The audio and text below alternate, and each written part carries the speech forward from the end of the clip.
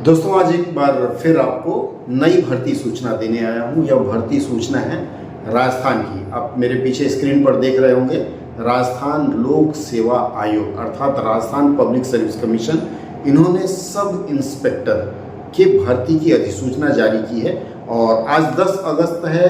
10 अगस्त से इनकी भर्ती अधिसूचना जारी हो गई है और साथ में इसके आवेदन का भी लिंक शाम तक हो सकता है जारी हो जाए। देखिए, सबसे पहले यह देखिए, राजस्थान पब्लिक सर्विस कमीशन की वेबसाइट है राजस्थान लोक सेवा आयोग rpsc.rajasthan.gov.in। आप इसमें जाएंगे तो आप यहां से इसका विज्ञापन पा सकते हैं। देखिए, विज्ञापन में यहां इन्होंने क्या लिखा है, सबसे पहले उप निरीक्षक मतलब सब इंस्पेक्टर होता है, एपी 896 पद हैं और एपी सहरिया में 4 हैं, उप निरीक्षक अनुसूचित क्षेत्र में 25 हैं, आईबी के लिए 26 हैं और प्लाटून कमांडर के 64 हैं। कुल 1115 पद हैं। इन पदों के लिए शैक्षणिक योग्यता अर्थात एजुकेशनल क्वालिफिकेशन मांगा गया है, आपको ग्रेजुएट होना काफी है। उसके अलावा हिंदी की देवनागरी स्क्रिप्ट आपको पढ़ने लिखने बोलने आना चाहिए और साथ में राजस्थान की संस्कृति के बारे में आपको जानकारी होनी चाहिए। बाकी विवरण इस विज्ञापन में आप देख सकते हैं। आपको पूरा का पूरा विवरण राजस्थान पब्लिक सर्विस कमीशन की इस वेबसाइट पर मिल जाएगा। आवेदन भरने का जो लिंक है वह लिंक आपको हो सकता है शाम तक एक्टिवेट हो और 8 सितंबर इसकी अंतिम तारीख है। 8 सितंबर तक आप लोग इस फॉर्म को भर सकते हैं। अगर आपको लगता है कि आप इसके लिए पात्र हैं तो आप अभी से ही इसके फॉर्म भरने की तैयारी शुरू कर दीजिए।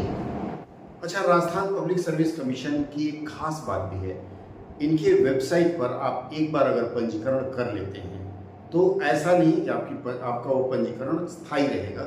इसमें यह सूचना दी गई है कि यदि आप किसी भी वर्ष में पंजीकरण के बाद 2 बार कम से कम परीक्षा का फॉर्म नहीं भरते, परीक्षा नहीं देते, तो आपका वो पंजीकरण रद्द कर दिया जाएगा। और यहाँ देखिए लिखा हुआ है कि अगर ओटीआर दोबारा आपको चाहिए तो 1500 रुपये का भुगतान करके ही वन टाइम रजिस्ट्रेशन चालू होगा। इसलिए यदि आप भर रहे हैं तो सोच समझ करके भरिएगा, नहीं तो दिक्कत आ सकती है। दूसरी बात, यह परीक्षा आपकी ऑफलाइन मोड में होगी, ऑनलाइन मोड में नहीं होगी।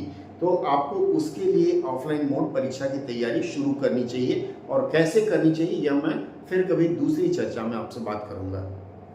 अगर इस परीक्षा के सिलेबस की बात करें, देखिए आप देख सकते हैं इसका सिलेबस यहाँ दिया हुआ है।